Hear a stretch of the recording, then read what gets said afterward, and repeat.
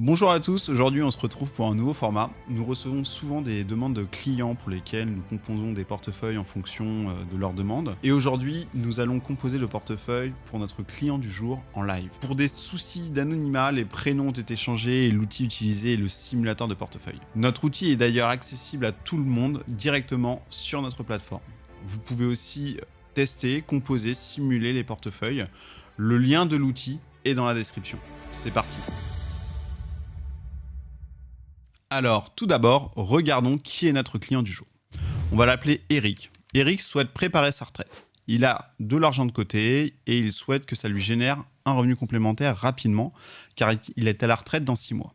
Il souhaite investir 100 000 euros. Côté fiscalité, Eric a un taux marginal d'imposition de 11% et un taux moyen d'imposition de 5%. Le challenge principal de ce portefeuille, c'est de lui composer une allocation avec des SCPI qui ont des délais de jouissance courts et qui versent des loyers mensuellement. Alors nous allons voir maintenant comment utiliser l'outil, où est-ce qu'il se trouve et nous allons procéder au choix des SCPI pour Eric. Vous avez sur le menu à gauche l'outil simulation qui se trouve ici, vous cliquez dessus et vous allez retrouver simulation de portefeuille. Et lorsque vous allez cliquer sur simulation de portefeuille, vous allez avoir une page vierge sur laquelle vous allez pouvoir sélectionner les SCPI pour construire justement le portefeuille.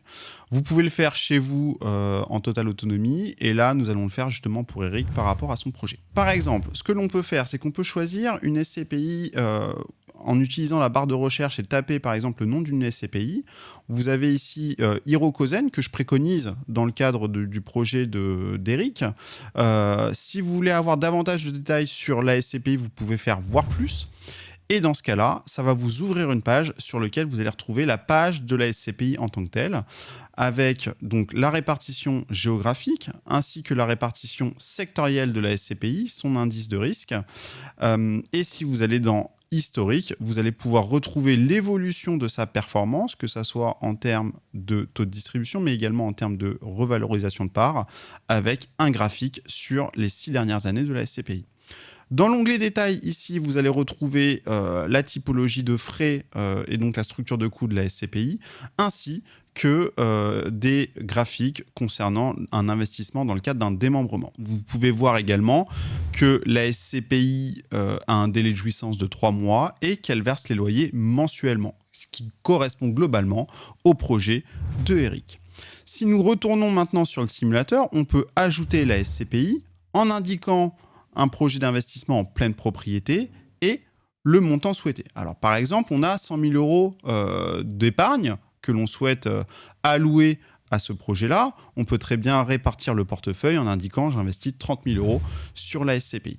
Dans ce cas-là, ça va venir s'intégrer au portefeuille avec ici la valeur totale du portefeuille, le revenu N-1, le bonus Louvre qui correspond bien évidemment au cashback. Alors là, on est sur une SCPI qui n'a pas de frais d'entrée, donc vous n'avez pas de cashback lié à cet investissement. Mais vous allez voir que lorsque je vais rajouter d'autres SCPI, ça va venir s'incrémenter. Donc vous avez une première répartition géographique, une première répartition sectorielle qui correspond tout simplement à l'investissement Hirokozen. Nous allons maintenant ajouter une deuxième SCPI. Donc je fais ajouter une SCPI. J'utilise l'outil filtre sur lequel je peux par exemple indiquer la fréquence des loyers mensuels. Et je vais avoir comme ça dans la sélection du portefeuille Louvainvest toutes les SCPI dont les loyers sont versés mensuellement. On peut par exemple prendre la SCPI Comet sur lequel on va venir ajouter un montant, 20 000 euros, qui va être automatiquement sélectionner le nombre de parts. On peut également le bouger manuellement comme vous pouvez le voir ici. Donc, je remets à 80 parts et je l'ajoute à mon portefeuille. Ce que l'on peut voir maintenant, c'est que j'ai une évolution de la distribution qui a été modifiée, une répartition 60-40 parce que je n'ai pas mis les mêmes montants, et j'ai un bonus Louvre de 1 000 euros correspondant tout simplement à 5% actuellement jusqu'au 30 juin des 20 000 euros investis. Vous pouvez voir également que la répartition géographique et sectorielle a été modifiée avec l'ajout de la nouvelle SCPI. Maintenant, je vais ajouter une autre SCPI dans le portefeuille. Donc, j'ai mon filtre qui est toujours ajouter. On va prendre par exemple une SCPI comme Quorum Origin, qui est une SCPI qui existe depuis une quinzaine d'années et qui va permettre d'avoir une sécurité dans ce portefeuille, parce qu'on est quand même sur un projet de retraite. Donc l'objectif, c'est vraiment d'avoir une perspective sur du moyen-long terme. Donc avoir une SCPI comme Quorum Origin qui distribue plus de 6% par an depuis maintenant plus de 15 ans, ça permet d'aller chercher un historique. Ce que je fais, c'est que je l'ajoute au portefeuille. Et là, vous allez voir que maintenant, mon historique, il remonte à 2017 parce que grâce à la database de Louvainvest, on a l'historique de la distribution depuis maintenant quasiment 10 ans avec l'ajout de la SCPI Quorum Origin. On est maintenant à quasiment 65 000 € d'investissement, ce que l'on voit ici. Ce que je vais faire, c'est que je vais rajouter une autre SCPI et je vais construire mon portefeuille pas à pas pour voir comment tout s'incrémente ensemble et voir si j'obtiens un bon équilibre. C'est surtout ça le plus important.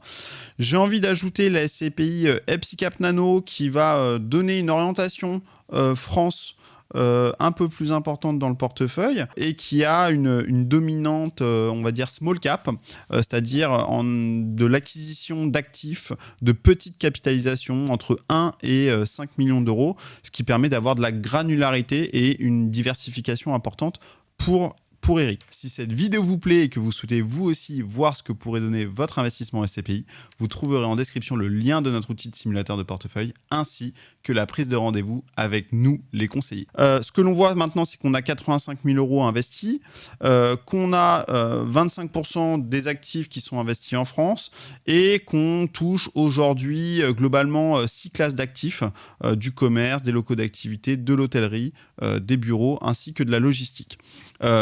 Avec ce portefeuille-là, on voit qu'on a une valeur totale de 85 000 €, 523 € de revenus qui sont calculés par rapport à l'année 2025 et qu'on a un bonus Louvre qui est monté jusqu'à 1 594 €. Il nous reste globalement une SCPI qu'on pourrait rajouter pour justement diversifier un peu plus le portefeuille. Ce que l'on peut voir également, c'est qu'on a des SCPI qui ont en moyenne qui ont été créés il y a 5-6 ans, hormis Quorum Origin qui existe depuis une quinzaine d'années. J'ai envie de rajouter une autre SCPI avec une distribution toujours pareille, des loyers mensuels. Cette SCPI, c'est Reason. Alors, je vais vous expliquer pourquoi je l'ajoute au portefeuille d'Eric. Donc, je vais compléter le portefeuille avec les 15 000 € restants, ce qui fait qu'aujourd'hui, j'ai 99 531 € d'investissement. Pourquoi j'intègre Reason aujourd'hui dans le portefeuille de Eric? Tout simplement parce que Reason est une SCPI qui existe depuis 18 mois. C'est une SCPI dynamique qui profite pleinement du marché actuel de l'immobilier et c'est une SCPI qui se base beaucoup sur la data, qui a créé son propre algorithme et qui lui permet de saisir des opportunités sur certaines classes d'actifs et sur une zone géographique bien déterminée grâce justement aux différentes data qu'ils ont pu récupérer et qu'ils ont pu intégrer. Voilà, donc je pense que c'est une SCPI qui peut permettre à Eric d'aller chercher du dynamisme et profiter aujourd'hui du marché. Et donc, ça s'intègre pleinement dans le portefeuille pour justement avoir une distribution intéressante pour compléter justement son niveau de vie à la retraite. Ce que l'on peut voir maintenant, et c'est là où ça va être la partie intéressante, c'est que vous avez à la fin du simulateur un outil qui indique la performance nette de fiscalité. Donc, pour rappel, Eric est dans une TMI de 11% et il a un taux moyen d'imposition de 5%. Donc en fait, ce que l'on va faire, c'est que dans l'outil paramètres avancés qui se trouve en bas à droite, nous allons ajouter sa TMI de 11% et son taux moyen d'imposition à 5%. Et comme vous pouvez le voir, c'est venu modifier le revenu net de fiscalité parce que l'outil va prendre en compte justement la fiscalité des revenus français et également la fiscalité des revenus européens qui va être calculée par rapport à sa TMI mais également par rapport à son taux moyen d'imposition. Donc ce que l'on peut voir, c'est qu'avec 100 000 € investis par Eric sur ce portefeuille équilibré de 5 SCPI, on a un revenu brut de fiscalité de 685 € par mois, soit 8,26% de rentabilité.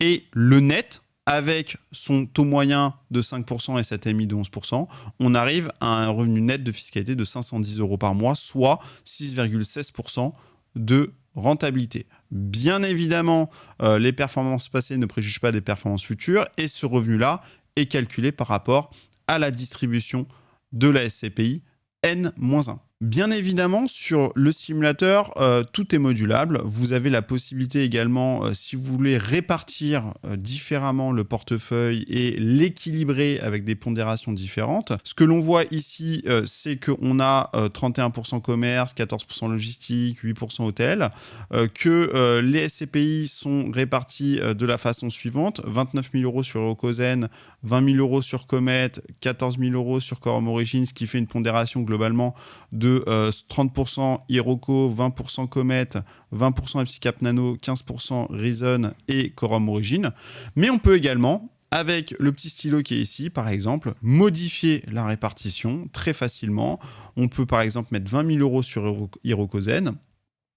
Il nous reste 10 000 € à investir qu'on peut très bien répartir, par exemple, sur la SCPI Comet. Donc j'enlève mes 20 000 €, je les répartis très facilement sur ma SCPI Comet. Et là, ça va modifier très légèrement la répartition. On va avoir un équilibre différent d'un point de vue surtout géographique, parce qu'on était tout à l'heure à 25% de France, on passe à 18,89% de France. Pourquoi? Parce que tout simplement, la SCPI Comet est une SCPI 100% européenne, quand Hirokozen est plutôt orienté 70% Europe, 30% France. Avec cette nouvelle répartition, ce que l'on peut voir, c'est que le revenu brut de fiscalité, il a légèrement augmenté pour passer à 700 € par mois, et son revenu net de fiscalité, lui, est passé à 523 € par mois, soit 6,30% de fiscalité, toujours pareil concernant les revenus N-1. Vous avez ici également le détail par SCPI des différentes distributions en brut et en net qui sont calculées toujours pareil grâce à la TMI d'Eric et à son taux moyen d'imposition, mais également par rapport à sa répartition géographique. Si vous voulez avoir davantage d'informations sur la fiscalité des SCPI européennes, je vous invite à regarder la vidéo qui s'affiche à l'écran